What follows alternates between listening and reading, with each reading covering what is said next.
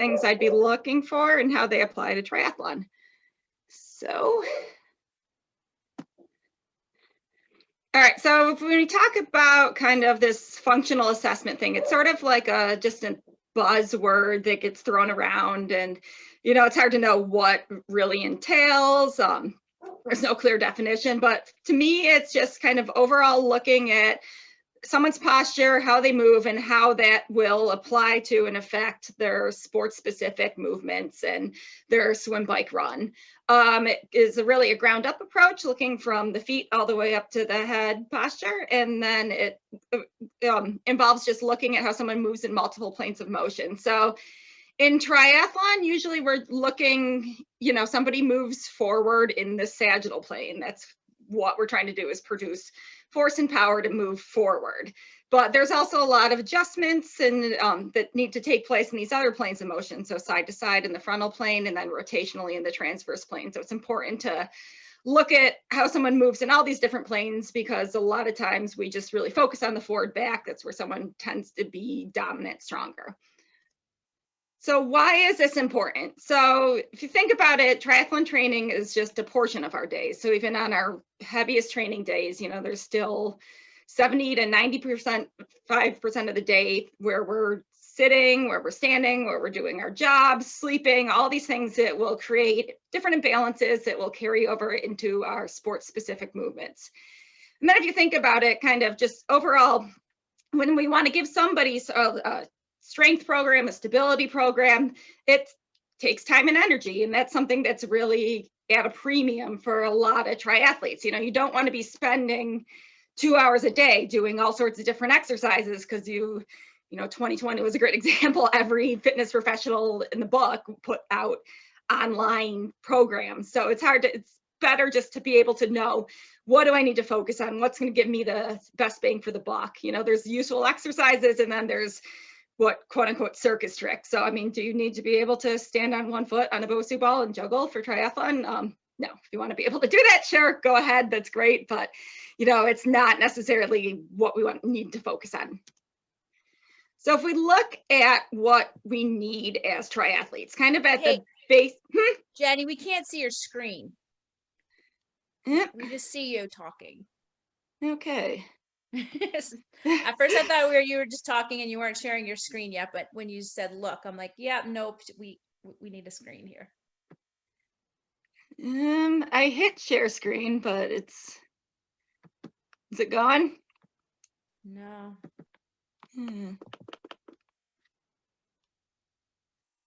Let's see, I'm gonna stop video. We see your name now, if that is helpful. Anything? No. Let me see.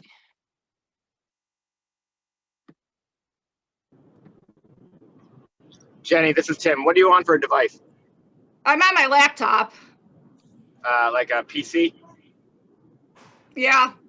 Okay. Well, that's weird. Yeah. When you click share screen, does it give you a bunch of options? Yes. Okay, what are the options? Did that work? Yes. Yep. Okay.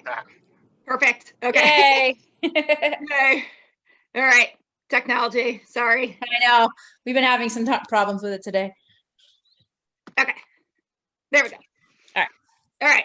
So now that you can see what I'm talking about, so triathletes kind of at the base of this pyramid here need mobility. So they need enough mobility at their joints to be able to move through the ranges of motion required for a triathlon without compensating at other areas. Then they need stability and control. So they need to be stable and able to control the body while movement is occurring. And this comes from sort of our passive structures, which are like our joint structures, our ligaments, and then our active structures. So how our nervous system responds and how our muscles are able to respond. And finally, at the top of this pyramid, we need enough strength and power to be able to propel the body forward. So mobility, what is important for mobility? So a lot of triathlon, swimming might be the exception here, but a lot of triathlon is really sort of more of a mid-range motion. So you don't necessarily need a ton of flexibility to be a triathlete. but you do need, there's certain areas that a lot of triathletes tend to get tight, tend to lose mobility. And a lot of times, triathletes end up needing more kind of specific tissue work, like things like their hyperace guns, foam rollers, things like that, to be able to restore slide and glide between their muscles. The analogy is more just, when triathletes feel tightness in a muscle, a lot of times it's an overworked muscle where there's some breakdown, some of the muscle layers are kind of adhered together. So the analogy is kind of like, a knotted up cord, that it's better to unknot the cord and then move from there rather than trying to just yank the cord more.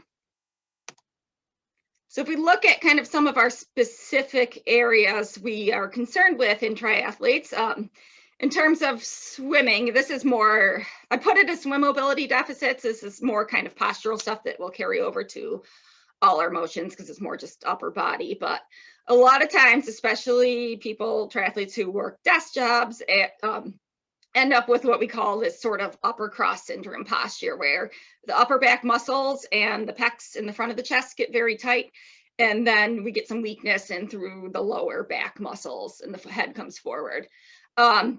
We also can see some tightness in the lats in swimmers. And then thoracic spine extension is something that often gets overlooked. So our upper back tends to get sort of this humped posture if you're, sitting at a computer all day, that kind of stuff. And that really will play a big role in how well our shoulders can move. In terms of our bike and run, on the bike, we are most concerned with sort of our flexibility, our mobility throughout the back of our body. So our hamstrings, our lower back, it's most relevant for those who really wanted to get low on the bike, who want to get into these aggressive aero positions. And then in running, the main areas we're concerned about are things that allow us to, we need to be able to get our leg over our foot and behind our body. So that's mainly a function of kind of getting the leg over the foot as a function of the flexibility, the mobility in the lower part of our calf here in mid stance. The shin has to be able to come forward to the foot. And then when we extend kind of through swing phase, the muscles on the front of the hip need to be flexible enough to get the leg behind the body. And then also at toe off, another place it kind of gets overlooked a lot of times in triathletes and runners, is the first toe here needs to be able to extend. If we move on to stability, so what are some of the key things we're looking at there? So overall, triathletes, we need to be stable against the high forces of the sport. So while our arms and legs are generating force, we want our trunk to be stable so we can generate force as well as we can. If you think about the body, you think about the spine, the low back is pretty vulnerable because there's not a lot of inherent stability in the bones there without the muscles providing support.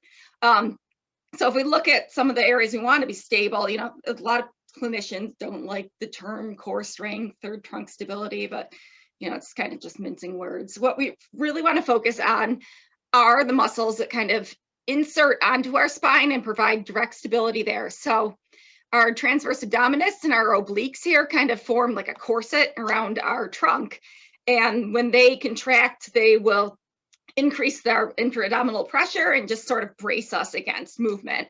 And then there's also some small muscles that run between the spinal segments that are important in providing stability there. And then I also kind of think of, if we're talking about the core, I kind of also think of like the shoulder blade and the hip as part of that. There, our shoulder and our hip are both ball and socket joints. There's a lot of little stabilizing muscles around them. The shoulder especially is inherently not a stable joint. The socket is pretty shallow. So we want to make sure that we're stable in our muscles that support our shoulder blade and keep the shoulder in a good position, and also in our rotator cuff that helps keep the ball centered in the socket. Another area is kind of our neck and our upper back postural strength, which you kind of touched on the mobility. The places, the opposite of the muscles that are tight are usually muscles that are weak. And then also important with stability is the side of our hip. So our glute medius here sits on the outside of the hip.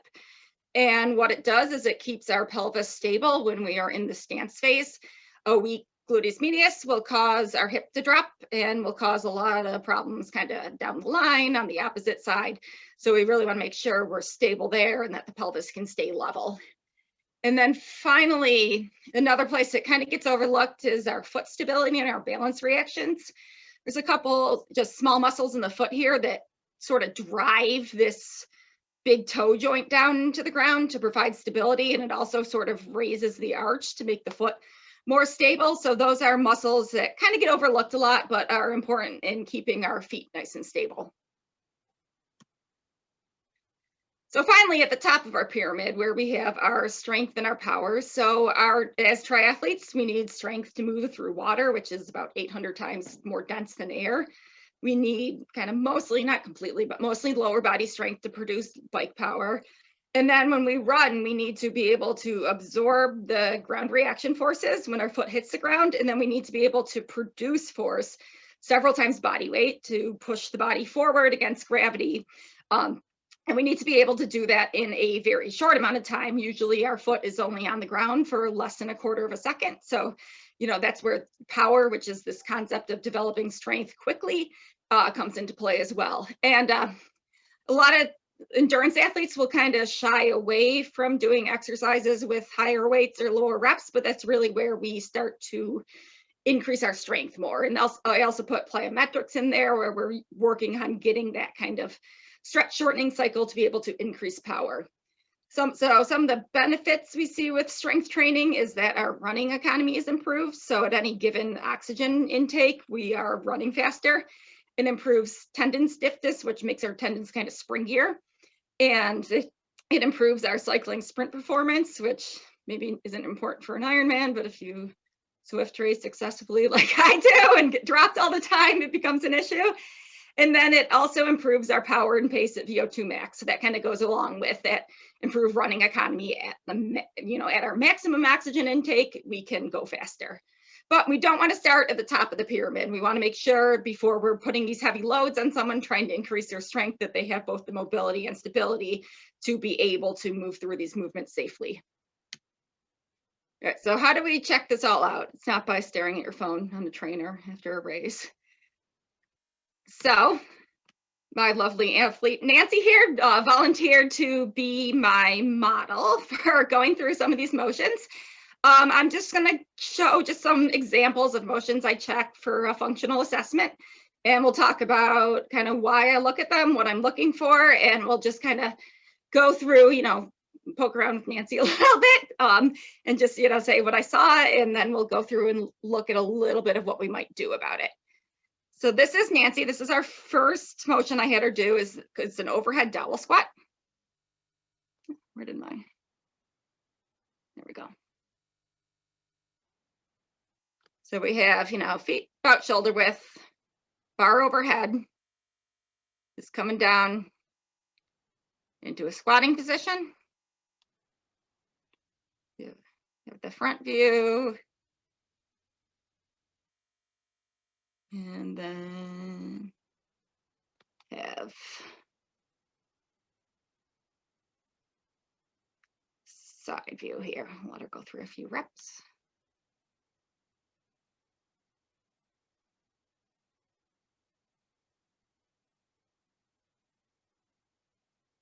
Okay.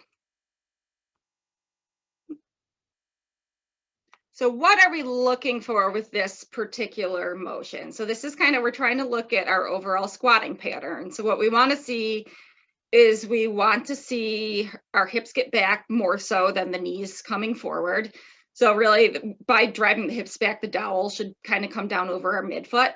We want to see our thighs be able to get to parallel to the ground without the heel rising. If we don't see that, we might see some, deficits during run gait with the heel coming up too early.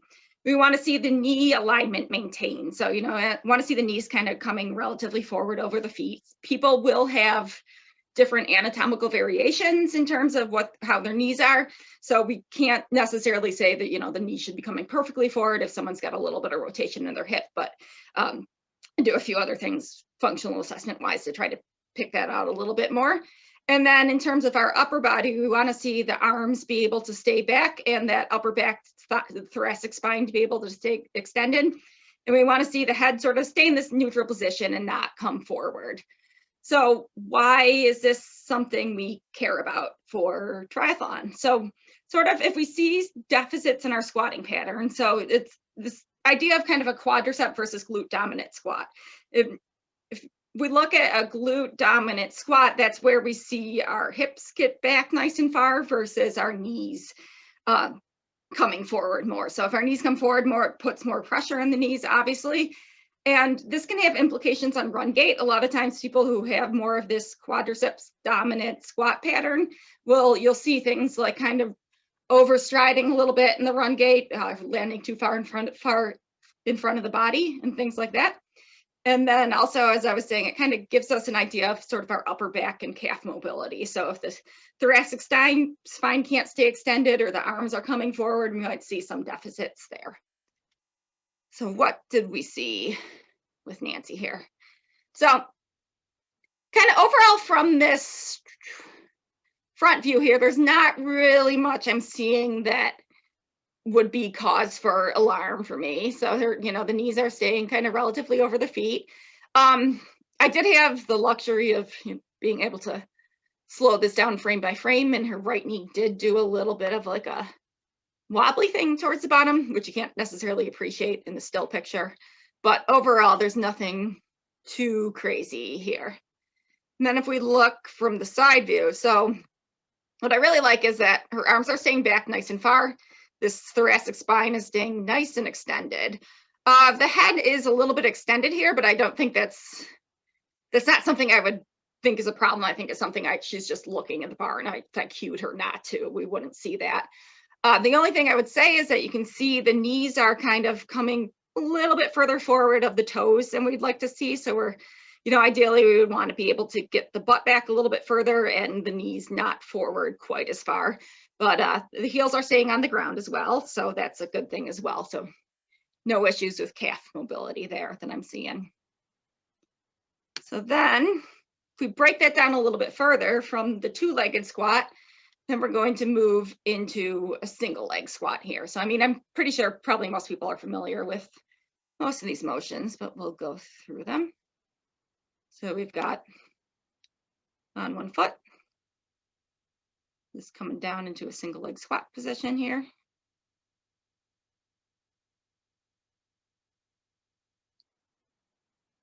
One foot. And then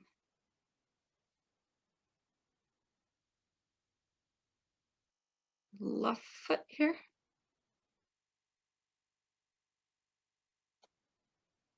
And we'd also go, and we go from a front view.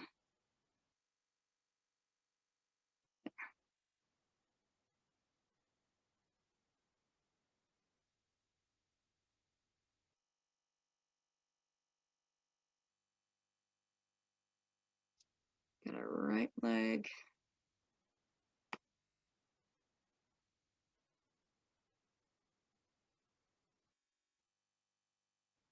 And our left leg.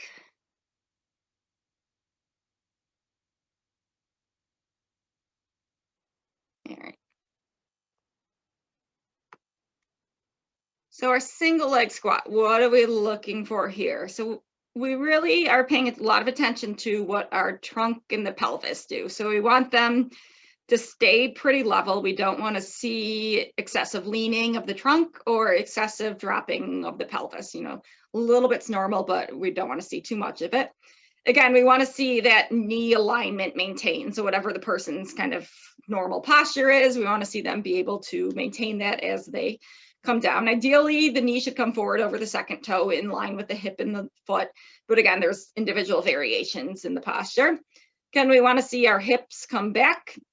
And then we want to see our balance maintained. And we should see, we want the person to maintain their balance by sort of driving their big toe into the ground, keeping contact there, versus necessarily rolling onto the outside of the foot. Because when we run, again, as I was saying, with our stability of our foot, we want to see the big toe remaining in contact there. So why is this important? If you think about just running as a whole, it's pretty much a series of small repeated single leg squats. So, you have your stance phase, and that's pretty much a single leg squat. So if you see breakdowns in foot and hip control with this movement, a lot of times you'll see the same thing carry over to running, and it can cause issues in those areas. And it also is pretty relevant to causing problems at the knee as well, because the foot and the hip sort of steer what goes on it to the knee. And then this also can poke out a lot of problems with weakness on that outside of the hip, which is linked to a variety of cycling and running injuries. So they've done a lot of studies that have shown that, you know, runners and cyclists with knee pain are weak in their lateral hips. So what do we see with Nancy? So from our side view here, it's a little bit consistent with our dowel squat, and that just would like to see the hips coming back a little bit more versus the knee coming forward there.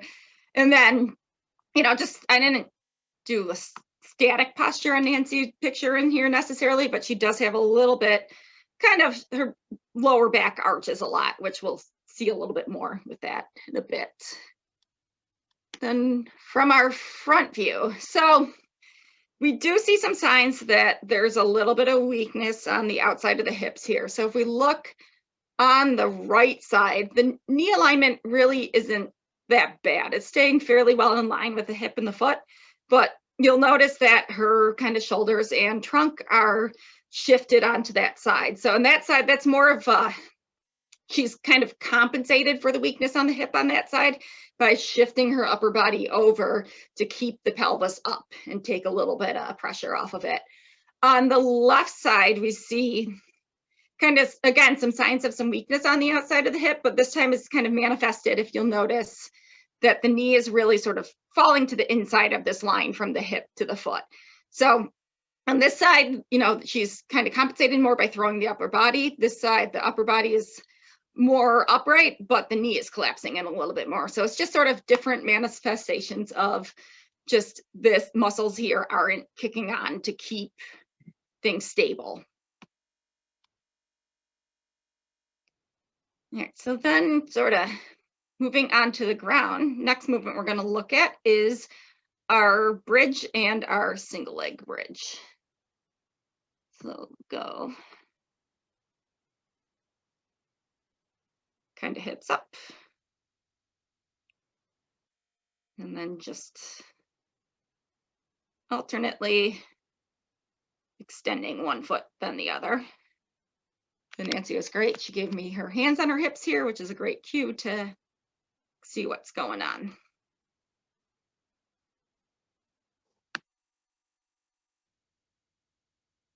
So there we are there.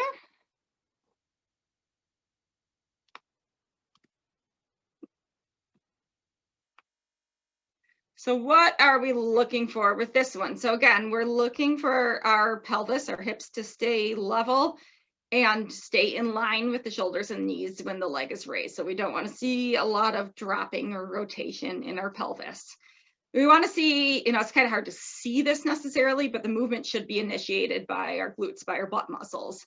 So we shouldn't see like a whole ton of arching in our lower back, and we don't want the person, you know, if I was talking to Nancy, I'd be asking her what she felt. If somebody was reporting hamstring cramping or lower back tightness, that would be something we don't want, so we want our glutes to be the main movements here.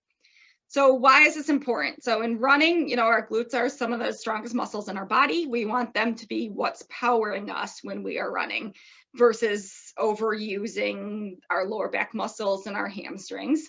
And then also if we see a lot of excess rotation when the leg is raised, that can indicate that it's actually the obliques that aren't kicking on as well as they should to keep the trunk level. So that kind of plays into our deep trunk control as well. So this is something that, you know, if would give us a clue if somebody might end up with low back, hamstring issues, that kind of thing.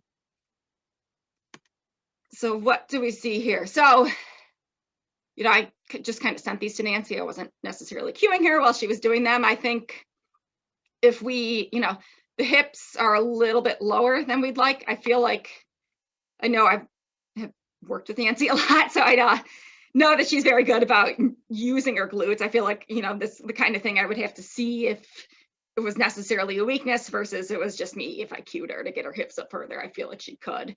But what was very good here is that really the rotation of the hips was very, very minimal. I mean, there's a tiny little bit of drop, but it, you know, in the great scheme of things, no one's going to stay 100% level. So that was very, very good there.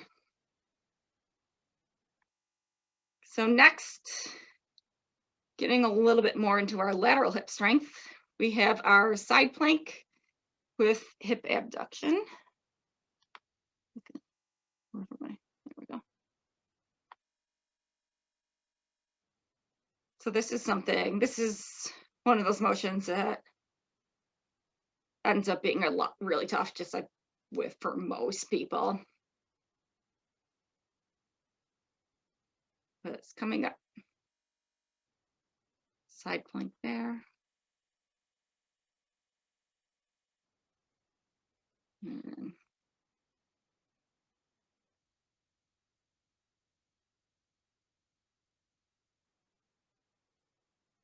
other side there.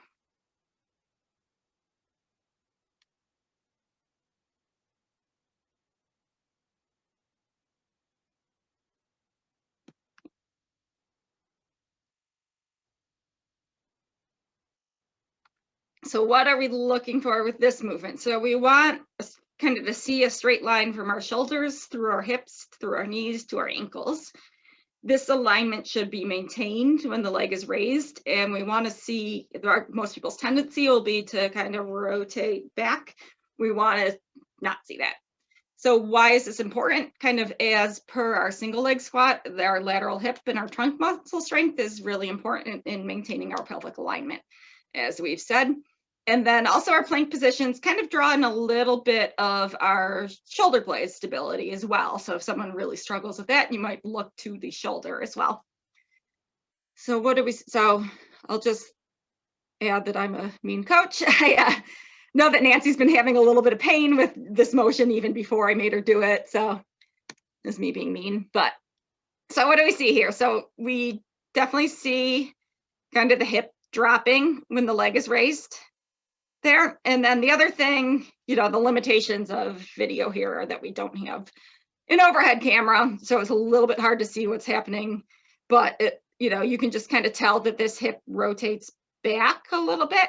What that does is it tries to, it's kind of a compensation people will do to, on the bottom hip, use more of the muscles on the back of the hip, and then on the top hip to use our hip flexors versus the muscles on the side of the hip. Those tend to be a little bit stronger. So kind of, as I said, I knew this was going to be tough and it is for most people here. So again, it kind of plays into what we saw, feeds onto what we saw too with the single leg squat, was just we had those a little bit of the compensation of the trunk moving over on the right side and then the knee diving in on the left. So then we have our bird dog here. Got knees under hips. Arm extending out.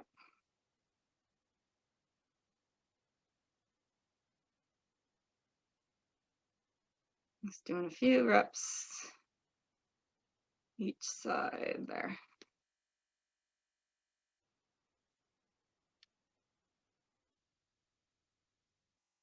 All right. So this one, again, it's kind of a motion that a lot of people have done, but what we're looking for, again, we want our head to stay in a neutral position and just overall the spine to stay stable. So we don't want to see a lot of twisting throughout the trunk. And our movement initiation should kind of come from the hips and the shoulders versus, you know, if somebody has mobility deficits there, you'll see the low back arching a whole bunch. And, you know, kind of what I always go to with this one is if we put a book on someone's back, it would stay there. It would not come off with somebody rotating. So why is this important? If you think about running and swimming to some degree, you know, one arm comes forward, the other comes, well, one leg comes forward while the other arm comes back. So there's just this counter rotation going on around our spine. So we don't want a lot of twisting in the between the spinal segments themselves. We want the trunk to be able to stay relatively stable. So this kind of counter rotation motion can be strong and powerful. and we avoid back pain with it. And then again, this is again an overall look at our trunk stability, which is something we need in order to be able to just transfer power to our limbs. So what do we see here? So this is right arm, left leg from 2 different views, because you can kind of see different things from each view. So, overall the head position is pretty good, a little bit extended, but not bad. This is decent shoulder flexion there. That's about as good as what you'll see. We do see kind of a little bit of twisting through the back here to bring that leg up. But in a way, she's actually kind of bringing the leg up further than she would need to if I kind of just cued her to keep the hips a little bit more level. And we probably wouldn't see as much of this twisting. The other thing with the twisting that I'll get into is sometimes if somebody is tight in the front of the hip, they'll start to kind of twist at the spine in order to force the leg back further, because the hip can't get into a full extended position. But we'll get into a little bit more of that shortly. And then sort of same thing on the other side. We see, again, a little bit of twisting there, a little bit of arch in the back to sort of try to force this leg up a bit higher, but the rest of everything looks good with arm position, head position. So then kind of our last thing I'm going to look at here is a modified Thomas test. So this is kind of when I was showing on the bird dog, the back twisting a little bit. One of the things we want to pick out with that is, do we have the mobility in the front of the hip to bring the leg back there? So that's what this looks at. It's a little bit hard of a thing not to test outside the clinic when there's not a nice bed to lay on. But what we've got here, from the edge of the bed, pulling the opposite hip up close to the chest, while trying to bend the bottom leg back as far as you can. So one side there.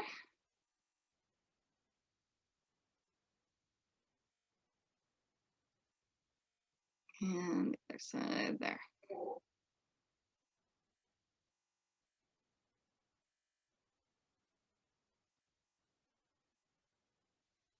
All right.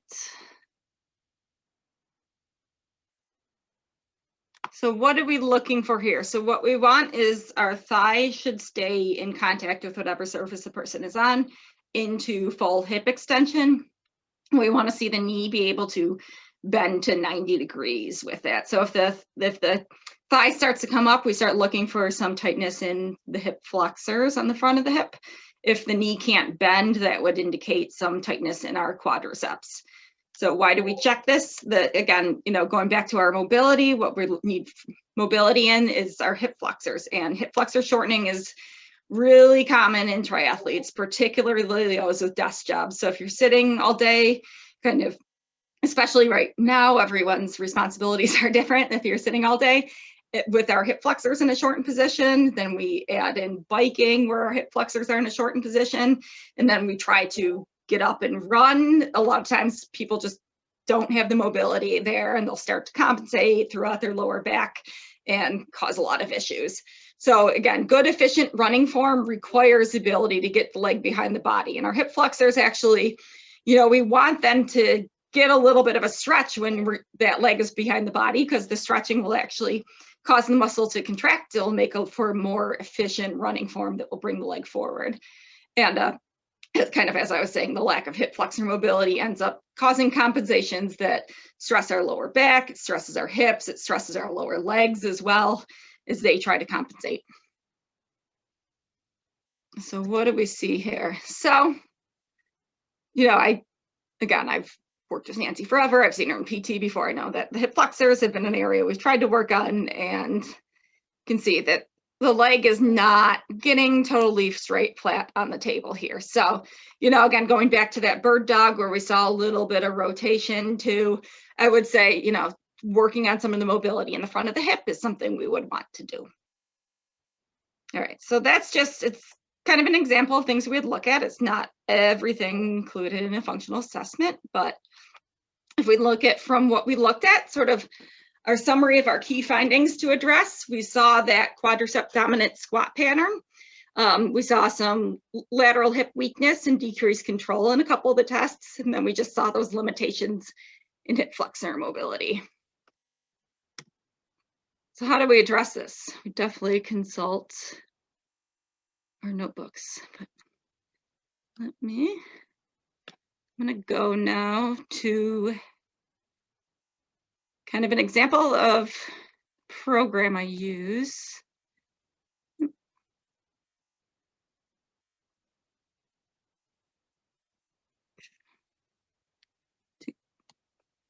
And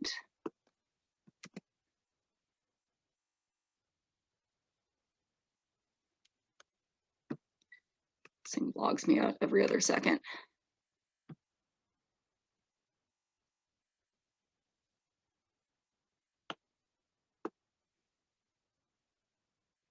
Okay, so this is not necessarily an all-inclusive list of everything we could do, but again, going back to our time and efficiency, these are just examples of things I might start off with for the deficits we just saw.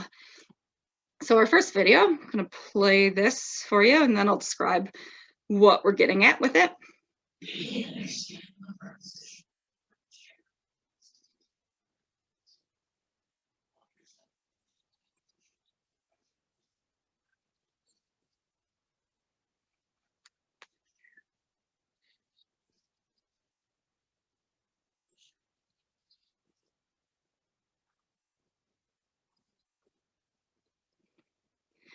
Okay, so this squat here, back to the chair, what it does is it forces somebody who has sort of that quadricep dominant pattern that isn't getting their hips back as much, it forces them to get their hips back.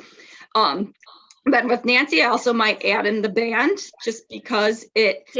Jenny, sorry, we're only seeing your slide that says, so how do we address this?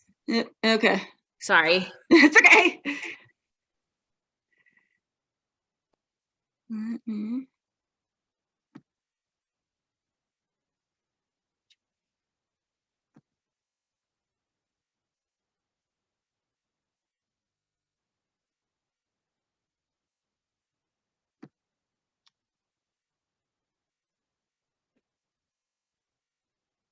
Got it now?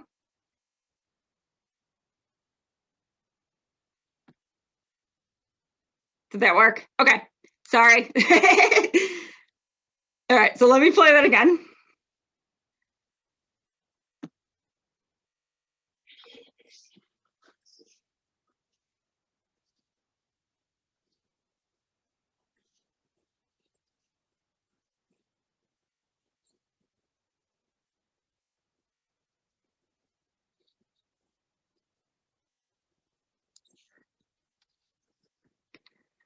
All right, so now that you can actually see, you can see that coming back to the chair forces somebody to get their hips back, and then adding the band at the knees draws in some strength at the lateral hips as well.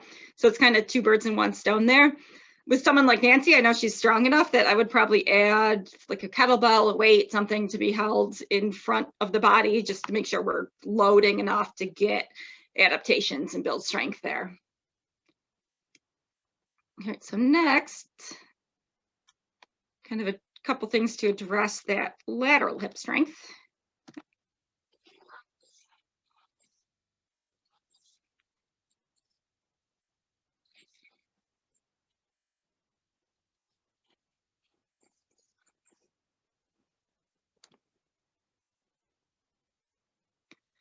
Okay, so with somebody who, the side plank position was a little bit, it's too much load for where Nancy's at right now. So I would start more with this is kind of a lower level of load than that.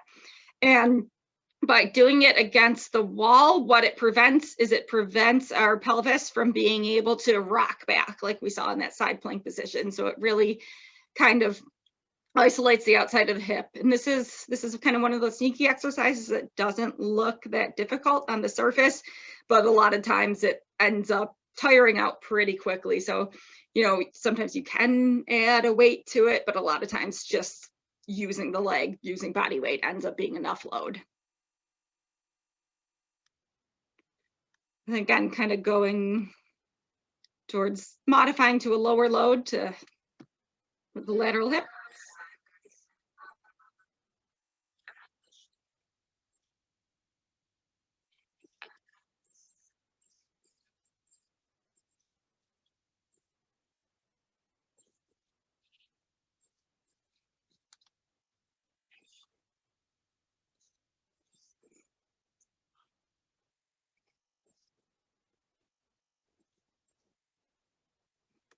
Okay, so again, so similar concept is, just the side plank itself is too much load right now. This is just the modified version that can be done correctly without compensations to target the lateral hip to build up strength there. So those are things just kind of laying down it just to target the muscle group itself. I also might add something a little bit more functional of a position, so standing, to kind of get the muscles to turn on as well in that position, because we want to build the strength, and then we want to make sure that the body knows how to use that strength properly. So here,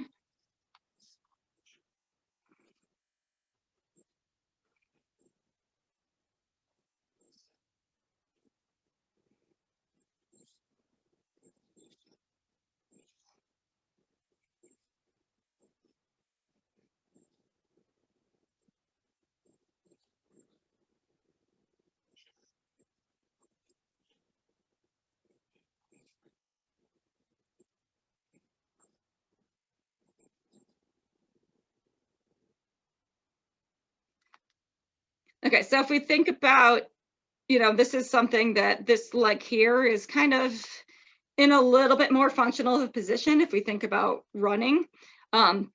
So we're trying to, get this leg in a little bit more functional of a position, but get the muscles on the outside of both hips firing at that time. This is actually something that's been shown on muscle activity studies to produce a lot of activity, kind of really targeting the side of the hip there. So it ends up being a really good exercise for people who have weakness there. And then sort of the progression of this might be to move the band up to the knees and have the person do this just standing on one foot without tapping the other foot. So it ends up being a little bit more of a control exercise as well.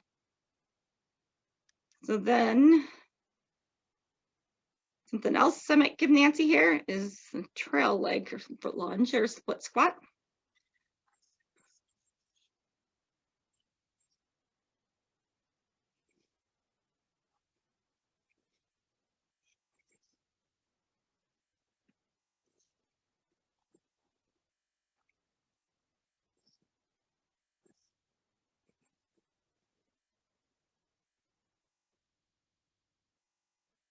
Okay, so this here, again, if we think back to the single leg squat where we saw the knee collapsing in a little bit, this and coming forward to the toe, this exercise is really trying to promote a pattern where we don't see that. So by keeping the other leg just elevated a little bit, it's a little bit more support than just doing a straight single leg squat, so we can get a little bit better form there. The other thing this works on is that by keeping this leg back, it ends up opening up the front of the hip here as well. And then a progression of this to kind of draw on the side of the hip would be to have someone hold like a kettlebell or weight on the hand of the leg that's backwards as well. So there's a lot of different things this will hit depending on how you do it. And then finally, because we did see the tightness in the front of the hip, I would go about that just by trying to actually improve the length.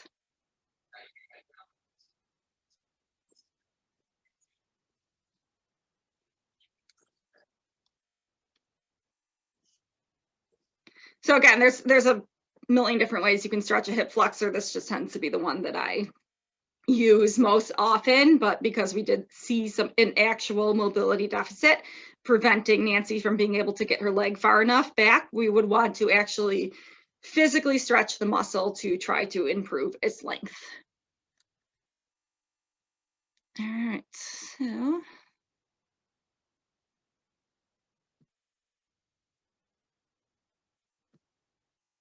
so again, that's kind of our summary of some of the stuff I would look at with the functional assessment, kind of why we look at it, and then just a kind of a brief overview of how we might go about addressing it. Any questions? Anyone? Jenny, what was the app that you had that showed those little clips of the exercises? I assume that's like probably a paid PT thing, or Yeah, so that's MedBridge. It's a paid PT thing, but it's really great. It's got like a ton of continuing education courses on it. It's but it's what I use to give exercise programs. Like what you just saw is what the patient actually gets. There's an app you can download that will